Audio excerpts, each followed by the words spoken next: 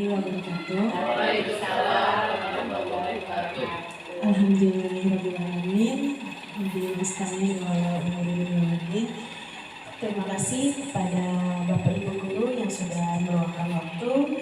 Yang terhormat Bapak Kepala Sekolah yang bisa hadir di siang hari ini, kepada Bapak Andi Somadi dan teman-teman sekalian yang saya hormati. Terima kasih sudah menyempatkan waktunya dan kita akan menyaksikan teman kita untuk menjelaskan atau diseminasi tentang budaya positif yang insya Allah kita akan saksikan bersama-sama, dan mudah-mudahan apa ilmu yang beliau sampaikan bisa kita ambil positif, nilai-nilai positifnya, dan bisa kita implementasikan di kelas. Bagaimana cara kita mengajar anak di kelas untuk perubahan cara kita mengajar, perubahan kita terhadap anak seperti apa. Untuk membuka acara pada hari ini kita ucapkan lafaz basmalah. Bismillahirrahmanirrahim. Acara selanjutnya yaitu dipersilahkan kepada Bapak Teddy Purba untuk menyampaikan materinya. Kepada Bapak Teddy dipersilahkan.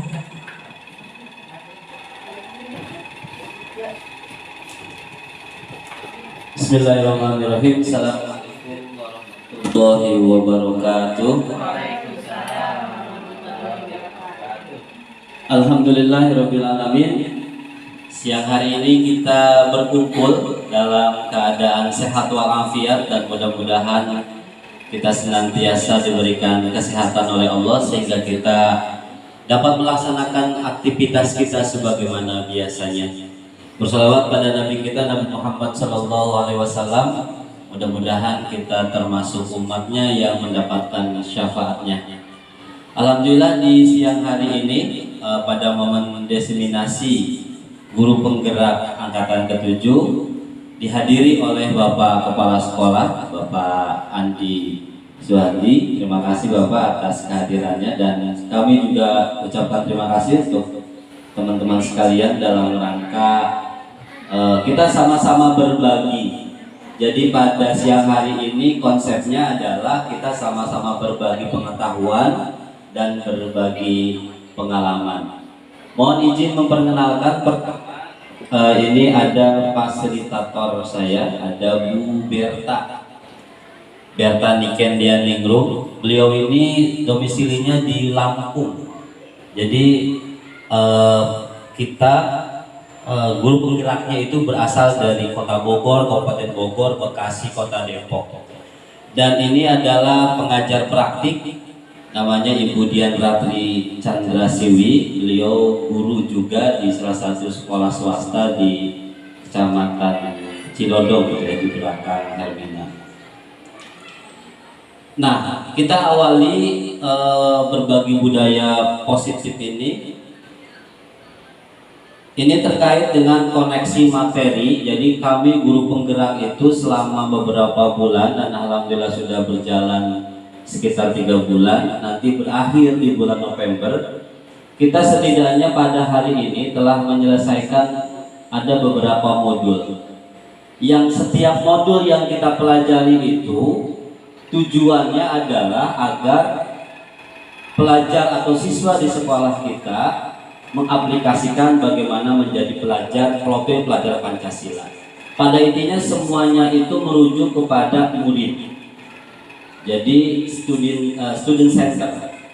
Nah, di modul yang pertama, Bapak Ibu sekalian, kami diberikan pemahaman atau dibuka wawasan kita terkait filosofi pendidikan menurut Ki Hajar Dewantara. Sebetulnya apa sih pendidikan menurut Ki Hajar Dewantara? Secara sederhananya, ternyata pendidikan itu adalah menuntun.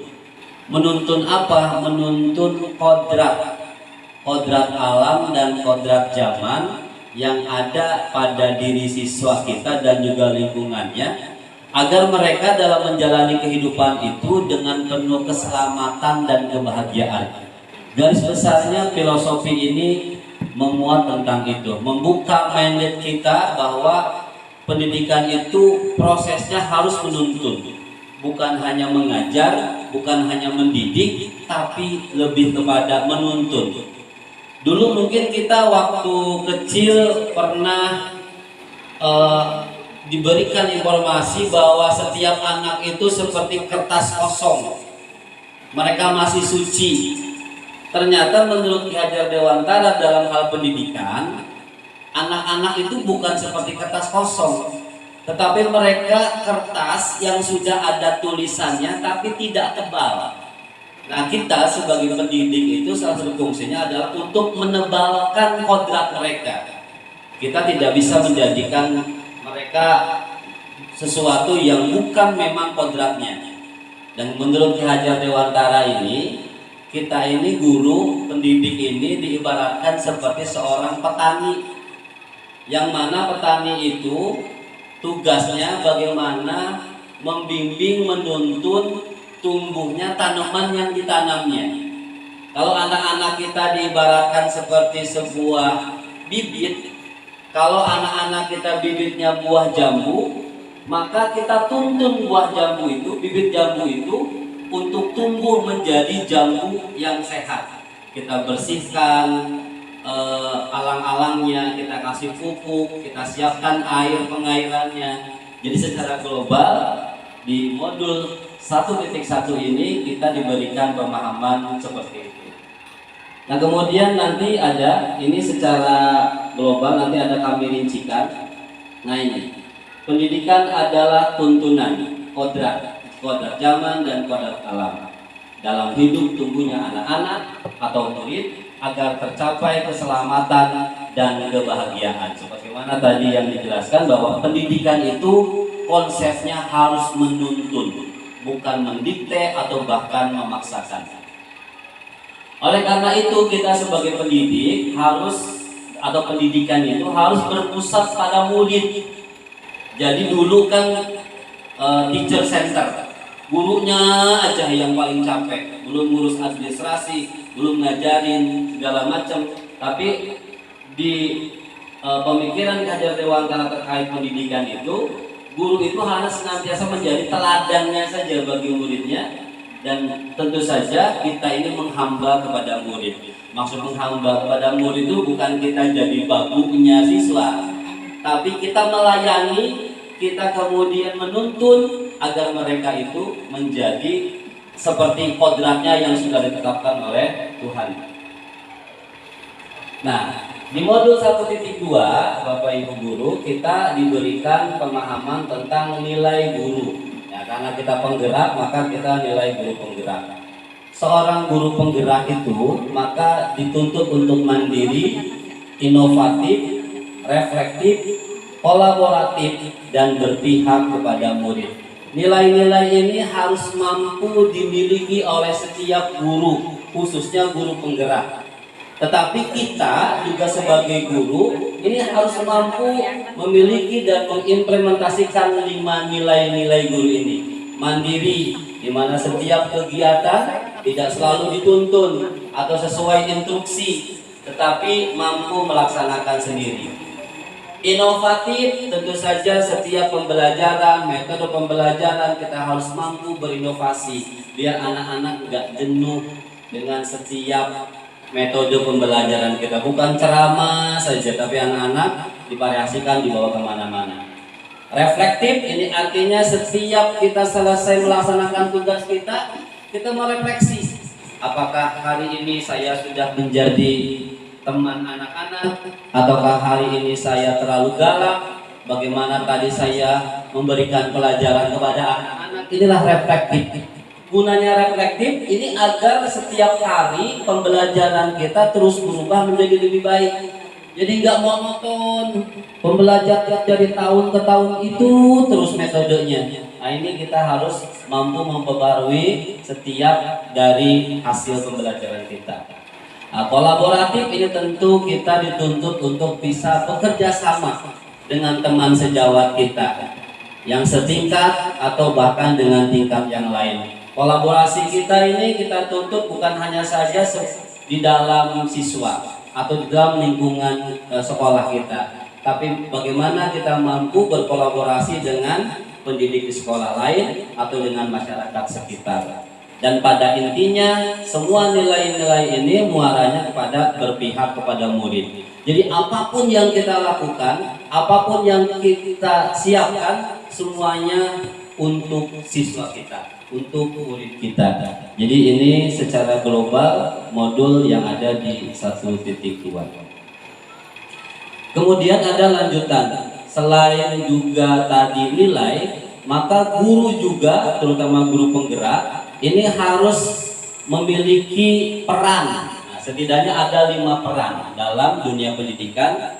Yang pertama, setiap guru penggerak itu harus menjadi pemimpin pembelajaran, termasuk kita. Kita juga harus mampu menjadi seorang pemimpin pembelajaran, menjadi orang yang berinisiatif untuk berdiskusi bagaimana pembelajaran kita, baik sejenjang ataupun juga dengan lain jenjang. Kemudian sebagai guru lain, artinya kita harus mampu memberikan atau menularkan nilai positif, pengetahuan positif kita untuk teman-teman kita. Mendorong kolaborasi karena tidak setiap orang ini mampu berkolaborasi, tidak mau bekerja sama, enaknya individualistis dalam melaksanakan tugas. Tapi bagaimana sebagai seorang guru penggerak, ini kita mampu mendorong teman-teman kita agar mau berkolaborasi, agar mau bekerja sama. Kemudian mewujudkan kepemimpinan murid. Jadi dalam proses pembelajaran kita mulai melibatkan murid dalam setiap aspek kepemimpinan. Di beberapa sekolah itu, salah satunya di Bina Khair itu disampaikan kepada kami bahwa setiap anak itu punya peran dan fungsi masing-masing. Jadi tidak semua ketua kelas. Jadi satu kelas itu semuanya jadi pemimpin. Ada yang tugasnya memimpin membuka pembelajaran. Ada yang tugasnya memimpin untuk membariskan anak-anak. Jadi setiap anak-anak memiliki perannya tersendiri dan itu menjadi pemimpin. Sehingga ngebarisin bukan guru aja, ngerapihin bukan guru aja, tapi semua siswa dilibatkan untuk menjadi pemimpin. Dan yang kelima ini menggerakkan komunitas praktisi. Ini artinya setiap dari kita guru itu harus mampu bergaul dengan komunitas praktisi pembelajaran. Seperti kalau di SD itu ada KKG, kita harus terlibat dengan KKG agama Islam, KKG olahraga, KKG bahasa Sunda, KKG kelas. Bahkan ini kita harus mampu menciptakan komunitas praktisi KKG sekolah kita. Ini jarang-jarang kita dalam kondisi atau hari-hari tertentu ada satu hari kita wakafkan untuk membahas bagaimana kita pembelajaran masing-masing kelas. Kelas 5 dengan kelas 5 bagaimana metode. Ini harus mampu kita gerakkan. Dan visi guru penggerak itu adalah bagaimana kita mampu membuat prakasa perubahan. Nah, visi itu harus mencerminkan nilai dan peran guru berpihak pada murid dalam rangka mewujudkan profil pelajar Pancasila. Dalam mewujudkan visi guru penggerak, menggunakan pendekatan inquiry apresiatif melalui tahapan atap dan bagja. Ini kami menceritakan sedikit perjalanan kami sampai nanti kemudian apa itu atap. Ini proses bagaimana nanti ke depan kalau kita akan menciptakan prakarsa baru atau membuat visi sekolah yang baru. Ini tahapan-tahapan yang sudah kami pelajari dan ini mungkin nanti bisa diterapkan ketika kita akan merubah atau merevisi visi kita. Ini bagjanya, jadi ada tahapannya. Nah, Bapak dan Ibu sekalian, untuk budaya positif yang akan kami sampaikan ini terkait dengan bagaimana kita nanti setiap apapun yang kita lakukan ini berbuaranya itu pada budaya positif baik di kelas ataupun di sekolah. Nah, budaya positif yang akan kita tularkan dan ibu bapak sekalian jalankan itu akan menjadikan siswa merasa nyaman dan menyenangkan dalam pembelajarannya, sehingga mendorong mereka berpikir, bertindak, dan mencipta. Karena budaya positif merupakan proses memerdekakan dirinya dan bertransformasi menjadi siswa yang mandiri dan bertanggung jawab. Jadi kalau kita sudah menularkan positif, kemudian Bapak dan Ibu di kelasnya juga menciptakan budaya positif, maka anak-anak itu dalam proses pembelajarannya mereka akan bertransformasi menjadi siswa yang mandiri dan bertanggung jawab. Jadi goal kita dalam menciptakan budaya positif, muaranya kepada siswa adalah agar mereka menjadi siswa yang mandiri dan bertanggung jawab. Dan ini tentang kesimpulannya, menjadi seorang pendidik yang baik adalah mereka yang mampu menciptakan budaya positif di kelas dan juga di sekolahnya.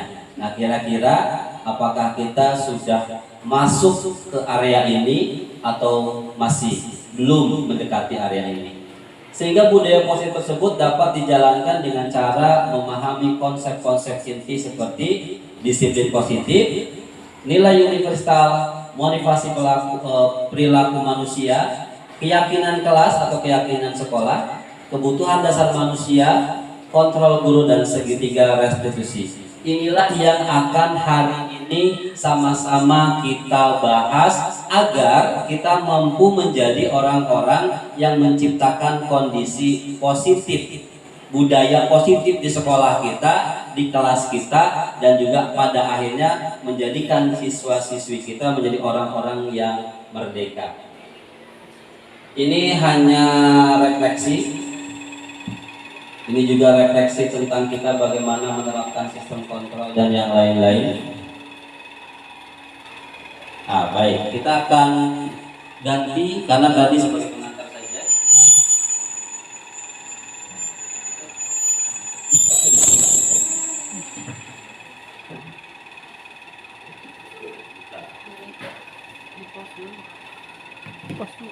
Menjadi orang yang memiliki budaya positif dan mampu menciptakan budaya positif, paling dasar yang harus kita ingat atau terapkan atau kita kuasai adalah terkait dengan 3 motivasi perilaku manusia. Jadi ini teori motivasi. Menurut Diane Gation, dosen, kalau tulisannya dosen, dalam bukunya Restrictions Disiplin menyatakan ada 3 motivasi perilaku manusia. Yang pertama, orang-orang itu memiliki motivasi, ada 3 bentuknya. Yang pertama, untuk menghindari ketidaknyamanan atau hukuman. Yang kedua, untuk mendapatkan imbalan atau penghargaan dari orang lain. Yang ketiga, untuk menjadi orang yang mereka inginkan dan menghargai diri sendiri dengan nilai-nilai yang mereka percaya. Jadi setiap kehidupan kita pasti punya motivasi. Menjadi apapun kita, itu kita pasti punya motivasi. Nah, menurut teori ini, setiap orang yang memiliki motivasi itu setidaknya ada 3 bentuk motivasi. 1, ini contoh seperti gini. Ketika ada orang yang naik kendaraan atau motor, kalau dia pakai helm, itu biasanya ada 2 kemungkinan. Ada yang memang dia taat aturan, ada yang memang karena dia takut ditilang. Jadi ketika orang pakai helm, motivasinya berbeda-beda. Nah, orang yang pakai helm karena takut ditilang, maka motivasinya termasuk ini, menghindari ketidaknyamanan atau hukuman. Jadi kalau orang pakai helmnya karena untuk keselamatan, maka dia termasuk memiliki motivasi yang ini, untuk menjadi yang mereka inginkan dan menghargai diri sendiri dengan nilai-nilai yang mereka percayai. Jadi kita pakai helm ini nanti motivasinya termasuk yang mana? Apakah karena dekat jadi nggak pakai helm? Karena nggak ada polisi jadi nggak pakai helm? Atau pakai helm karena takut ditilang polisi? Atau pakai helm karena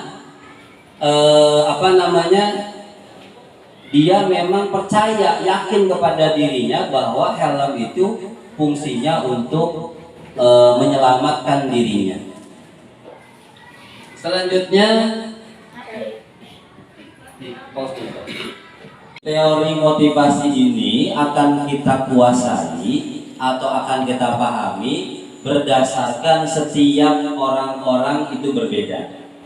Jadi menurut Diane Gosset, itu bahasa Inggrisnya apa ya? Diane Gosset. Kemudian, nah kita akan masuk ke tahap tentang bagaimana membuat sebuah keyakinan kelas.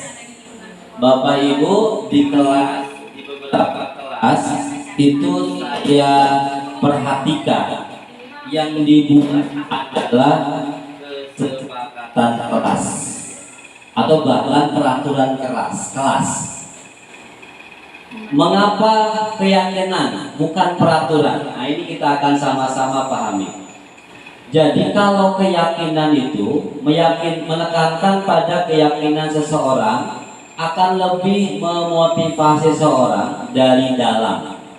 Seseorang akan lebih tergerak dan bersemangat untuk menjalankan keyakinannya daripada hanya sekedar mengikuti serangkaian peraturan tertulis tanpa makna. Jadi inilah jawabannya mengapa keyakinan bukan peraturan. Jadi selama ini apakah yang kita buat di kelas sudah betul sesuai dengan kurikulum Merdeka atau masih seperti biasa? Jadi ini alasan kenapa kita membuatnya itu keyakinan bukan peraturan. Selanjutnya, keyakinan kelas itu dia bersifat abstrak daripada peraturan yang lebih rinci dan konkret. Jadi bahasa-bahasa yang digunakan dalam menyusun keyakinan kelas itu dia bahasanya lebih umum. Kalau peraturan itu kan lebih rinci dan konkret. Misalkan kalau peraturan itu dilarang buang sampah di kolong meja. Bahasanya itu lebih rinci dan konkret. Tapi kalau kita menggunakan keyakinan kelas, dia akan menggunakan bahasa seperti ini. Setiap siswa menjaga lingkungan atau kebersihan di dalam kelas. Ketika ada kalimat itu, sungguhnya include di dalam itu bentuknya larangan juga. Kalau setiap siswa menjaga kebersihan di dalam kelas, berarti ya dilarang buang sampah, baik di laci ataupun di tempat-tempat yang tidak ada tempat sampahnya. Nah, keyakinan kelas itu berupa pernyataan-pernyataan universal. Artinya memang tadi menggunakan kalimat setiap siswa atau seluruh anggota kelas itu menggunakan kalimat pernyataan universal. Bukan yang dilarang, tidak boleh, dan yang lain-lain yang lebih rinci dan konkret. Nah, pernyataan keyakinan kelas senantiasa dibuat dalam bentuk positif. Kalimat dilarang itu akan menjadikan di alam bawah sadar anak-anak kita itu akan dengan tanpa disadari ingin melanggar. Karena sifatnya anak-anak itu ingin mencoba. Nggak boleh main api. Anak-anak malah pengen main api gitu. Nggak boleh lari-larian, malah lari gitu. Maka ketika menggunakan kalimat larangan itu biasanya di nalar anak-anak itu akan mudah ingin mencoba. Maka ketika kita menggunakan kalimat keyakinan kelas itu, dia dibentuk atau dibuat dalam bentuk positif. Setiap siswa saling menghargai. Maka di sana include tidak boleh membuli, dilarang meledek, dilarang mencaci. Nah, itulah kalimat-kalimat positif yang ada di dalam keyakinan kelas. Nah, bedanya lagi Bapak Ibu, kalau di dalam peraturan itu banyak poinnya. Bisa sampai 10, 11. Dilarang berisik, dilarang makan di kelas, dilarang tidur, dilarang gitu. Nah, kalau keyakinan kelas itu tidak terlalu banyak sehingga mudah diingat dan dipahami oleh semua warga kelas. Jadi kalimat keyakinan kelas itu tidak rinci sebagaimana yang kita buat, dilarang terlambat, dilarang berisik, tapi dengan kalimat keyakinan kelas, setiap siswa menjaga ketertiban di dalam kelas. Itu kalimatnya universal dan abstrak, include di dalamnya bisa dipahami bahwa oh kalau kita harus menjaga ketertiban berarti nggak boleh berisik, nggak boleh bercanda. Inilah yang disebut dengan kalimat keyakinan kelas. Maka kalau di antara kita di kelasnya masih ada yang menggunakan kalimat peraturan kelas, kesepakatan kelas, itu seyogianya sekarang harus migrasi menjadi kalimat keyakinan kelas. Bedanya di mana tadi antara peraturan dengan keyakinan, sebagaimana slide sebelumnya sudah kita sampaikan. Nah, selanjutnya kenapa keyakinan kelas? Keyakinan kelas sebaiknya sesuatu yang dapat diterapkan di lingkungan tersebut. Artinya juga, misalkan gini, kemarin ada satu peraturan di salah satu kelas yang menuliskan dilarang menyalakan HP. Ada satu kalimat peraturan di kelas kita ini yang saya masuki. Lalu kemudian saya tanya anak-anak, kalau begitu boleh dong bawa HP asal nggak dinyalain gitu. Jadi kalimat yang digunakan itu adalah kalimat yang harus mampu diterapkan, jangan ada lagi tafsir. Kalau kalimatnya dilarang menyalakan HP, berarti bahwa boleh asal jangan dinyalain. Nah, itulah kalimat-kalimat ketika membuat sebuah keyakinan kelas itu harus mampu diterapkan.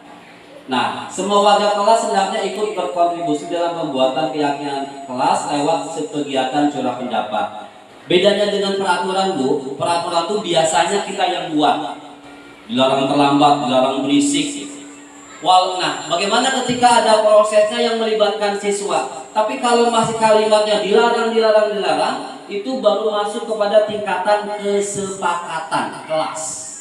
Tapi kalau sudah keyakinan kelas itu sudah tidak ada lagi kalimat-kalimat dilarang, menggunakan kalimatnya lebih universal, abstrak. Ini keyakinan kelas. Sudah ada beberapa yang sudah berhasil saya bimbing untuk membuat keyakinan kelas di kelas 6 dan di kelas 5 dan sudah berhasil ditempel. Itu keyakinan kelas yang sudah berhasil kami buat. Nah, ini kenapa? Jadi keyakinan kelas itu adalah sebagaimana yang menjadi kesepakatan antara kita dengan siswa. Semuanya muncul dari siswa. Mereka diajak untuk mencurahkan pendapat mereka. Kira-kira anak-anak kalau agar kelas kita tertib dalam proses pembelajaran seperti apa ya? Oh Pak, jangan berisik. Oh Pak, biarkan mereka kemudian mencurahkan pendapat. Nah, kemudian kita bersedia meninjau kembali keyakinan kelas itu dari waktu ke waktu. Jadi keyakinan kelas kita itu bisa kita tinjau kembali, bisa kita ubah jika keyakinan kelas yang kita buat di awal tahun ajaran baru itu belum bisa mengcover atau bahkan sudah terlaksana tapi ada sesuatu yang belum tercover, maka bisa kita ubah lagi keyakinan kelas kita ini dari waktu ke waktu. Ini tentang keyakinan kelas. Nah, bagaimana Bu, Bapak cara membuat keyakinan kelas itu? Yang pertama, kita mempersilahkan setiap warga sekolah atau murid-murid sekolah untuk bercurah pendapat tentang peraturan yang perlu disepakati di sekolah atau kelas. Di kelasnya udah ada, tapi yang belum di sekolah kita. Ini bagaimana kita nanti suatu saat berkumpul kembali, bagaimana kita cara membuat keyakinan sekolah yang mengatur di dalamnya larangan, perintah, tetapi dalam bentuk sebuah keyakinan. Mencatat semua masukan para murid, kemudian ditulis di kertas atau di poster, kemudian semua anggota kelas atau warga sekolah itu bisa melihat hasil curah pendapat. Jadi apa yang sudah dituangkan oleh anak-anak ditulis lewat kertas itu dipajang. Dan kemudian setiap hari selama beberapa bulan anak-anak kita tuh diingatkan tentang keyakinan kelas. Salah satu bentuk keyakinan kelasnya adalah anak-anak bahwa keyakinan kelas yang sudah kita tempel ini bukan hanya sekedar tulisan. Tolong setiap hari kalian hayati dan kemudian cermati. Maka dalam salah satu bentuk tempat yang mampu dilihat adalah ketika anak masuk ke dalam kelas, tulisannya sudah terlihat. Maka jangan membuat tulisan yang kecil, pakai karton yang lebih besar berapa sebesar ini. Sehingga setiap anak ada bahwa dia tahu setiap siswa menjaga ketertiban saat proses pembelajaran. Jadi anak tahu oh dia nggak boleh berisik. Memang tidak akan cepat, tidak akan cepat. Tetapi kalau kita mulai dari sekarang, nanti goalsnya mungkin di tahun-tahun yang akan datang, mereka menjadi apa? Menjadi pribadi yang mandiri, menjadi orang yang menjadi baiknya bukan karena takut hukuman, menjadi baiknya bukan karena takut disuruh keluar, menjadi baiknya bukan karena dia mau diberikan imbalan, tetapi mereka menjadi baik itu karena keyakinan-keyakinan yang sudah disepakati. Contoh seperti itu tadi, pakai helm. Kita ini pakai helm takut ada razia, takut ada polisi, atau kita yakin kalau fungsi helm itu untuk menjaga kepala kita kalau ada kecelakaan. Jadi mau jaraknya dekat kek, mau jaraknya jauh kek, helmnya pakai gitu. Karena sudah menjadi keyakinan, bukan peraturan. Ntar ada polisi sono, aduh gimana ya helm gitu. Jadi keyakinan kelas ini kita buat agar betul-betul nanti setiap anak menjadi pribadi-pribadi yang baik. Kalimat keyakinan kelas ini kita buat ya, dan kemudian ganti kalimat-kalimat dalam bentuk negatif menjadi positif. Tadi ya, jangan berlari di kelas. Berarti apa? Berjalanlah di kelas. Sehingga nanti kalimat jangan ini, sehingga nanti anak-anak itu akan terbiasa menjadi ingin mencoba. Karena kalimatnya jangan itu akan dicoba oleh mereka. Nah, Bapak Ibu sekalian, setelah kita mampu membuat keyakinan kelas, kita juga harus sadar bahwa setiap manusia itu memiliki kebutuhan dasar. Sehingga apa? Nanti di sini goalsnya. Ketika seorang murid melakukan suatu perbuatan yang bertentangan dengan nilai-nilai kebajikan atau keyakinan kelas tadi, atau melanggar aturan itu, sebenarnya mereka itu sedang gagal memenuhi kebutuhan dasar mereka. Jadi anak-anak kita kadang-kadang mungkin nggak ngerti ya, susah banget dibilanginnya. Ini anak lari-larian mulu, ini anak sok jago banget di kelas gitu. Sebetulnya bentuk pelanggaran mereka itu karena mereka sedang gagal memenuhi kebutuhan dasarnya. Nah, inilah kebutuhan dasar manusia, ada 5: bertahan hidup, kasih sayang dan rasa diterima, penguasaan, kebebasan, kesenangan. Ada orang yang selalu mengintimidasi orang, kerjaannya ngebully mulu, bikin nangis orang mulu. Nah, ketika dia melakukan itu, sebetulnya dia ingin membuktikan bahwa dia memiliki kekuasaan, orang yang ditakuti oleh teman-temannya. Kemudian ketika ada orang yang nggak mau diatur, suruh duduk lari, suruh masuk malah keluar, suruh diam malah ngobrol, dia itu sedang membuktikan bahwa dia di rumahnya atau di lingkungannya itu tidak mendapatkan kebutuhan kebebasannya. Jadi ketika kita sudah memahami ada 5 kebutuhan dasar setiap manusia, kita menjadi pribadi orang yang paham, oh anak ini tuh nakal karena begini, oh anak ini tuh karena begitu. Ketika mereka itu gagal dalam memenuhi kebutuhan dasarnya. Jadi semua orang itu, kita termasuk ibu gurunya juga, bapak gurunya, itu senantiasa berusaha untuk memenuhi kebutuhannya dengan berbagai cara. Pengen dihargain, pengen dihormatin, gitu kan? Pengen disayang, pengen dialem, ya kan? Pengen bebas, nggak pengen diatur, pengen bahagia, nggak ada yang pengen nyakitin. Setiap kita manusia itu memiliki atau kebutuhan 5 dasar ini. Sehingga apa? Ketika kita tidak bisa mendapatkan kebutuhan dengan cara yang positif, kita pengen disayang tapi nggak ada yang nyayangin kita, maka kita biasanya nyakitin orang. Begitu. Ketika kita pengen bebas tapi kita dikungkung terus, akhirnya kita akan berontak. Jadi ketika tidak bisa mendapatkan kebutuhan dasar kita ini dengan cara yang positif, kita pasti akan melanggar peraturan, akan melakukan hal-hal yang tidak sesuai dengan nilai-nilai kebajikan. Jadi kita dengan mengetahui 5 kebutuhan dasar manusia ini nanti akan menjadi lebih bijak kepada anak-anak kita di kelas. Enggak menjas, di bocah juga ada namanya bandel kan 7 turunan gitu. Gitu. Jadi bocah anak siapa sih? Susah banget dibilangnya. Sarangan banget ya. Ya. Jadi ketika kita sudah mengetahui 5 kebutuhan dasar ini, memahaminya, maka kita akan menjadi pribadi yang lebih bijaksana. Nah, kemudian akhirnya ketika kita melihat ada orang-orang yang kebutuhan dasar seperti itu, ini ada tentang restitusi 5 kontrol. Jadi menurut buku yang sama, kita ini nanti apakah ada di posisi yang mana dalam membimbing menuntun anak-anak kita?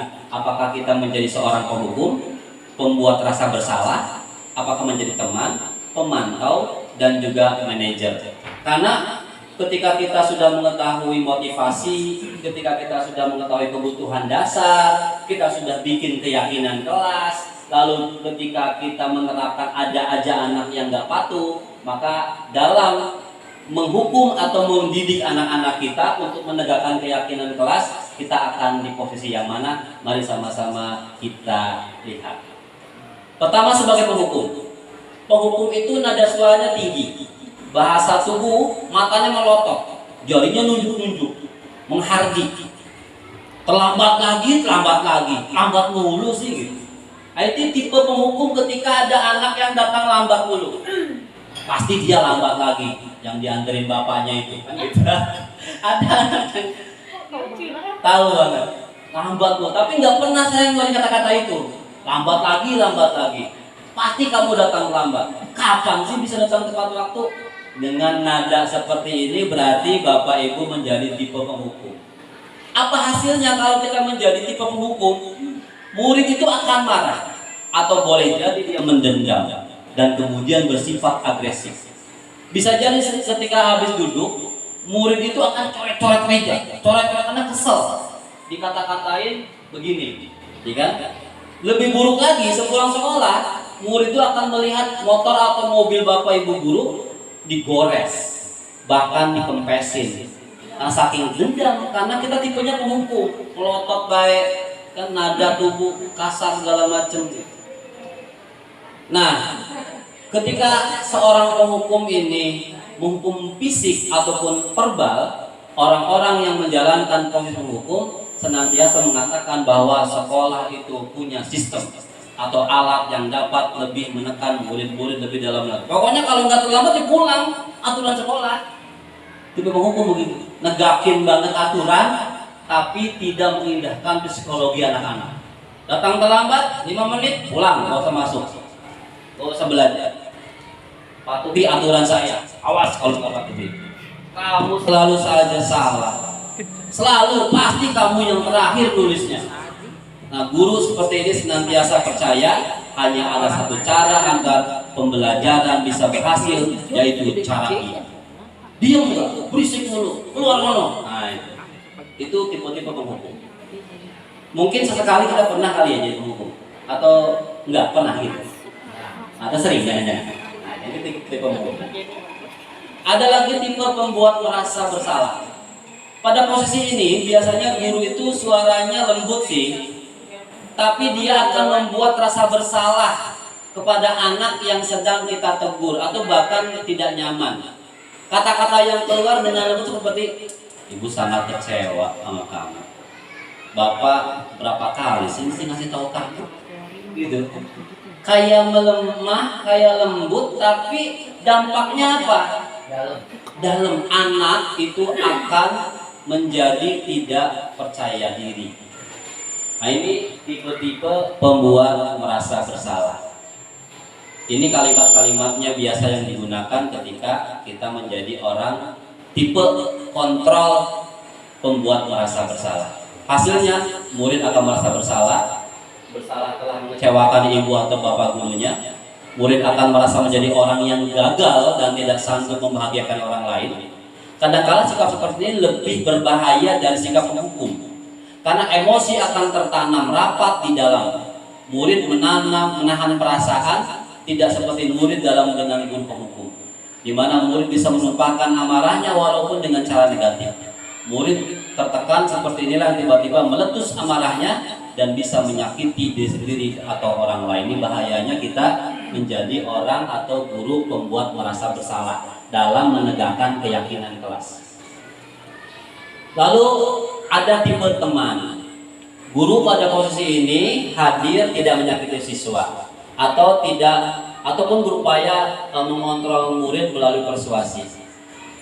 Kategori kontrol teman ini, guru sebagai teman, ada sisi positif dan juga ada sisi negatifnya. Nah, dampak dari positifnya, anak itu akan merasa senang, akrab dengan guru. Tapi dampak negatifnya, murid itu menjadi tergantung pada guru tersebut. Contoh, bila ada masalah, dia berasa bisa mengandalkan guru tersebut untuk membantunya. Akibat lain dari posisi teman, adik hanya akan berbuat sesuatu bila yang menyuruhnya adalah guru tersebut, dan belum tentu berlaku yang sama dengan guru atau orang lain. Jadi merasa sama gurunya udah kayak temen, disuruh-suruh mau sama gurunya, bila sama guru lain nggak mau. Ini dampak negatif dari posisi kontrol sebagai teman. Ada lagi pemantau. Pemantau berarti mengawasi. Jadi kerjaannya ngeliatin aja. Ini murid mana yang salah, ini guru mana yang melanggar, ini mana guru yang gak tertib, ini guru mana yang belum waktunya pulang udah pulang. Itu tipe pemantau, mantauin kesalahan-kesalahan orang lain. Karena memang peraturannya ada. Tapi menjadi tipe pemantau ini apa? Apa nanti dampaknya? Nah, memantau itu kan berarti mengawasi. Pemantau itu berdasarkan pada peraturan-peraturan dan konsekuensi. Menggunakan sanksi, ini dapat memisahkan hubungan pribadi dengan murid atau guru dengan guru. Sebagai seorang yang menjalankan posisi pemantau, biasanya pertanyaannya begini: ayo, peraturannya apa? Absen jam berapa? Pulang jam berapa? Ini biasanya kalimat-kalimat yang dikeluarkan oleh tipe-tipe pemantau. Sanksi atau konsekuensinya apa? Nah, seorang pemantau sangat mengandalkan perhitungan, catatan, data yang dapat digunakan sebagai bukti atas perilaku seseorang. Posisi ini akan menggunakan stiker, slip, catatan, daftar cek. Posisi pemantau berawal dari teori stimulus respon yang menunjukkan tanggung jawab guru dalam mengontrol murid. Ini pemantau. Nah, ini ada contoh, ini ada hasil. Murid memahami konsekuensi yang dijalankan karena telah melanggar salah satu peraturan sekolah. Guru tidak menunjukkan suatu emosi yang berlebihan, menjadi marah atau membuat merasa salah. Artinya pemantau ini masih dalam tataran baik-baik saja, tidak terlalu seperti pembuat merasa bersalah atau penghukum. Dan yang terakhir, ini adalah manajer. Manajer ini adalah posisi guru berbuat sesuatu bersama dengan murid, mempersilahkan murid bertanggung jawab atas perilakunya, mendukung murid agar dapat menemukan solusi atas permasalahannya sendiri. Contoh begini, nadanya tulus, bahasa tubuhnya tidak kaku, ngomongnya mendekat ke murid. Contoh, Adi, apakah kamu mengetahui jam berapa sekolah dimulai? Kata si Adi, tahu Pak, jam 7. Ya, jadi kamu terlambat. Kira-kira bagaimana kamu akan memperbaiki masalah ini? Nah, ini poinnya. Setiap anak yang melanggar itu diajak untuk berpikir mencari solusinya. Tadi kenapa kamu nggak ngerjain PR? Iya, kelupaan. Kira-kira gimana kalau supaya besok PR-nya dikerjakan? Jadi diajak untuk menghadirkan solusi. Kalau tipe manajer ini bukan disalah-salahin, nggak salah nggak ngerjain PR, tapi disalah-salahin terus. Akhirnya apa? Si Adi itu akan memberikan solusi terhadap masalahnya sendiri. Saya bisa menanyakan teman saya, Pak, untuk mengerjakan tugas yang tertinggal. Baik, itu bisa dilakukan. Apakah besok akan ada masalah untuk kamu agar bisa hadir tepat waktu ke sekolah? Jadi tanyakan lagi, ketika besok nggak datang lagi, kira-kira gimana? Tidak Pak, saya bisa hadir tepat waktu. Ini adalah tipe kita sebagai manajer yang dimana kita akan menegakkan aturan itu, tidak menjadikan karakter siswa kita itu menjadi siswa yang pesimis, merasa bersalah, pendendam, tetapi menjadikan siswa-siswa kita itu orang yang merdeka, solutif, tidak menjadi masalah, bahkan memberikan solusi kepada permasalahan-permasalahan teman, bahkan dirinya sendiri. Ini posisi manajer, tidak marah, tidak suara tinggi, pokoknya baiklah ini intinya. Dan inilah cara salah satu bagaimana ketika kita berhadapan dengan anak yang bermasalah. Ini 3 langkah. 3 langkah ini yang pertama menstabilkan identitas. Jadi ketika kita manggil anak yang bermasalah, yang nampol anak orang lain, jorokin orang lain, itu yang diajakin ngomong, anaknya yang pertama itu kita ambil dari menstabilkan identitas. Kenapa kamu melakukan itu? Gak apa-apa. Setiap orang pasti pernah melakukan kesalahan. Kamu bukan satu-satunya orang yang pernah melakukan ini. Atau boleh menggunakan kalimat-kalimat yang lain yang intinya ngademin anaknya begitu. Misalkan dia nggak sengaja dorongin orang sampai benjol, dipanggil anaknya, emang kenapa? Ya bapak sih nggak nyari yang salah, pasti setiap orang itu punya atau pernah ngelakuin kesalahan. Kamu juga bukan satu-satunya kok yang ngelakuin kesalahan kayak gitu mungkin. Tapi bukan berarti kita ngalamin dia jadi boleh ngelakuin itu. Tapi pada intinya substansinya itu dia kita jadikan orang yang tidak down dengan kesalahannya. Ini menstabilkan identitas. Kemudian yang kedua, validasi tindakan yang salah. Ini ditanya, kamu pasti punya alasan kan? Kenapa sih kamu harus mukul dia? Dia ngeledek saya pak. Iya. Kenapa harus mukul? Jadi kalimat-kalimat itu disampaikan, kamu pasti punya alasan. Habisnya dia mukul, ngatain bapak saya gitu. Kan anak-anak bisa begitu ngata-ngatain orang tua. Habisnya dia ngatain bapak saya, itu saya pukul. Iya. Tapi ada nggak cara yang lebih baik yang kamu itu bisa mendapatkan manfaat atau apa yang kamu butuhkan? Jadi kalimat-kalimat ini yang digunakan. Terus yang terakhir, keyakinan kelas. Kamu tahu kan keyakinan kelas kita? Tahu pak, bahwa kita itu harus saling menjaga ketertiban dan kebersamaan. Nah, jadi ketika menghadapi anak yang bermasalah itu kita tidak menjudge, tidak menjadikan dia yang salah, disalahkan lagi, semakin down dia. Ketika jatuh, ditimpa lagi, sehingga pada akhirnya ke depan dia akan menjadi anak-anak yang tidak percaya diri. Nah, ini menstabilkan identitas. Kalimat-kalimat yang biasa digunakan, ya, Bapak tidak tertarik siapa cari yang salah, tapi Bapak Ibu ingin mencari solusi dari permasalahan ini. Ini menstabilkan identitas. Kemudian validasi tindakan yang salah. Kamu pasti punya alasan mengapa kamu itu mukul. Emang kamu itu pasti berhak melindungi sesuatu. Jadi kita mencoba memvalidasi bahwa tapi tindakan dia salah. Dan terakhir menanyakan keyakinan kelas. Keyakinan kelas yang tadi kita sudah buat. Dan terima kasih atas waktunya. Mudah-mudahan dari apa yang saya sampaikan ini Bapak Ibu bisa bermigrasi yang tadinya sudah membuat peraturan kelas menjadi kesepakatan kelas, sudah berubah lagi menjadi keyakinan kelas. Dari saya sekian, saya testimoni 2 orang, satu dari guru, satu dari Bapak Kepala Sekolah. Nanti direkam 2 menit atau 3 menit. Terima kasih. Assalamualaikum warahmatullahi wabarakatuh.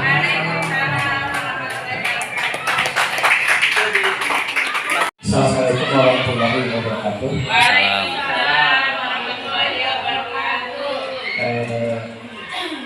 Apa yang sudah disampaikan oleh Pak Teddy ya selaku calon guru penggerak dalam penayangan praktik baik budaya positif ini menurut saya sangat bermanfaat sekali untuk kita implementasikan, untuk terapkan. Sebenarnya mungkin kita itu sudah tahu hal-hal yang tadi disampaikan, tapi ini semacam mencek kembali ya apa yang kita sudah tahu sehingga kita lebih memahami lagi, misalnya seperti tadi menangani siswa, kemudian perilaku kita terhadap siswa, ada yang hukuman, ada yang apa tadi perilaku pemantau, dan yang paling bagus itu berarti perilaku manajer. Memang itu yang diharapkan, karena memang semacam tadi bahwa sekarang ini kita diharapkan guru tidak lagi berpusat kepada, artinya bukan semuanya itu sumber belajar dari guru, sebenarnya karena Ki Hajar Dewantara itu kan itu sudah lama sekali beliau, hanya entah mengapa kadang-kadang kita suka lupa menerapkan di kelas. Contohnya kalau yang saya tahu itu mungkin sekarang ada lebih diingatkan kembali Ki Hajar Dewantara itu kan, makanya dijadikan moto pendidikan kita yaitu tutur handayani. Nah sebenarnya ini dari dulu sudah seperti itu, bahwa berikan pelayanan terbaik kepada siswa. Nah, yang namanya pelayanan terbaik berarti yang terbaik buat siswa. Tidak ada siswa itu yang istilahnya siswa bodoh, siswa apa namanya gagal, yang ada mungkin belum tampil bakat dan minatnya. Sehingga menurut saya apa yang ditayangkan oleh Pak Teddy dari Purba selaku calon guru penggerak ini sangat bermanfaat dan sangat baik, dan mudah-mudahan nanti bisa teman-teman bisa untuk mengambil ya dari apa yang ditayangkan tersebut, terutama tentang cara penanganan terhadap siswa dan cara kita melakukan pembelajaran di kelas, ya, supaya bagaimana pembelajaran biar siswa itu rasa senang siswa, artinya jadilah guru yang dirindukan oleh siswa. Barangkali itu yang saya sampaikan. Lagi ini sangat ya, dan teman-teman dan saya kepada Pak Teddy sudah menayangkan ini. Itu saja. Wassalamualaikum warahmatullahi wabarakatuh. Bismillahirrahmanirrahim. Assalamualaikum warahmatullahi wabarakatuh. Waalaikumsalam. Terima kasih buat Teddy Purba sebagai calon guru penggerak atas segala diseminasi budaya positif. Iya. Alhamdulillah bisa memberikan wawasan buat kami sebagai guru-guru untuk bagaimana kita membangun sebuah kesadaran terhadap siswa-siswi kita untuk melakukan hal-hal yang baik, bukan karena hukuman, bukan karena sebuah imbalan, tapi terbangun dalam dirinya sendiri bahwa saya lakukan itu adalah memang baik untuk diri saya sendiri. Itu banyak hal yang tadi disampaikan, itu sangat luar biasa. Terima kasih untuk Kak Teddy. Mudah-mudahan kami semua bisa melakukan apa yang bisa disampaikan dari Pak Teddy, dan anak-anak juga bisa melakukan hal tersebut yang terbangun dari kesadaran diri mereka sendiri. Terima kasih Pak Teddy Purba. Assalamualaikum warahmatullahi wabarakatuh.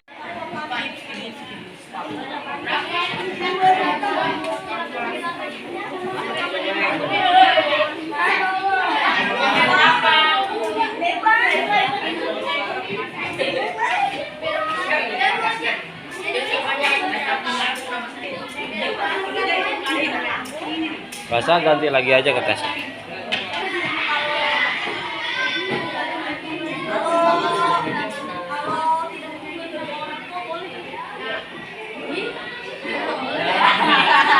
Ya, silakan.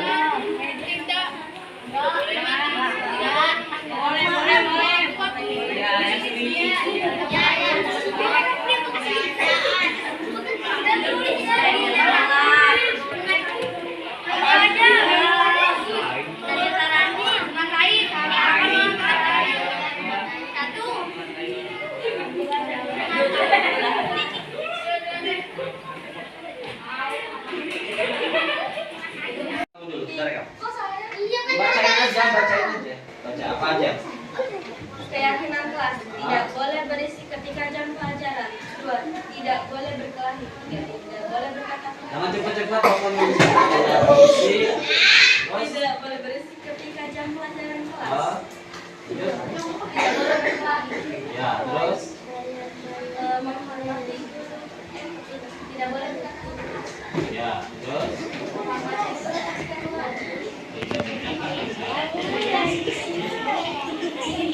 hormati guru.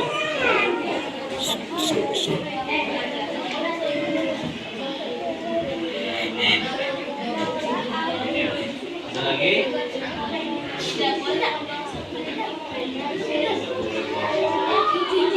Jadi supaya jawab kamu yang bisa. Oke, berarti dari kelompok 1, dari kelompok 2, langsung aja baca, tapi pelan-pelan. Oh, tidak saling merendahkan. Oke, lanjut. Oh, apa? Oh, saling toleransi. Oke. Tidak berisik, kita anggap sama. Oke, lanjut. Ya, kita anggap sama. Terus kebersihan kelak boleh.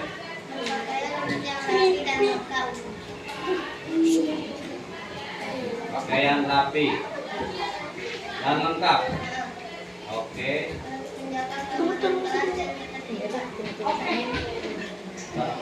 Keamanan dan ketertiban.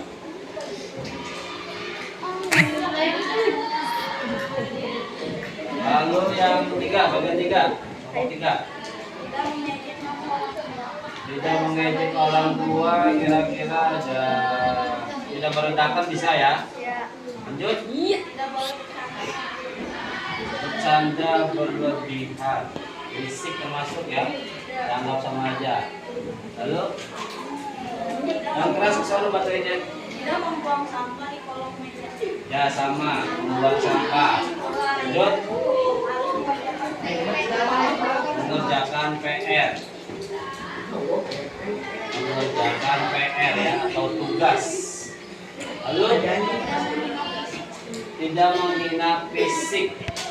Berarti merendahkan ya. Aku mana merendahkan? Ya. Lalu ya, kelompok 4. Tidak boleh mengatai orang tua, tadi ada di merendahkan ya. Oke, lanjut. Membuli teman juga termasuk merendahkan. Lalu berkata kasar ada sama. Bercanda berlebihan atau dalam kelas sama. Terus sampah kolong meja. Lagi piket ya, jadwal piket. Oh ya, piket, ada jadwal piket. Piket kelas. Ada lagi? Baik, terima kasih. Kasih tepuk tangan buat teman-temannya.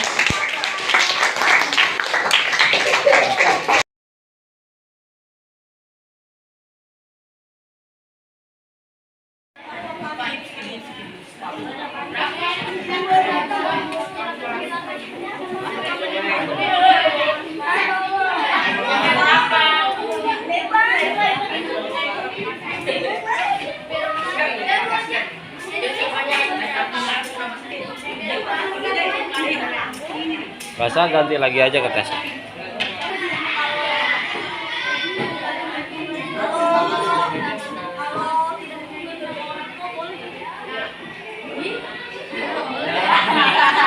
Ya, silakan.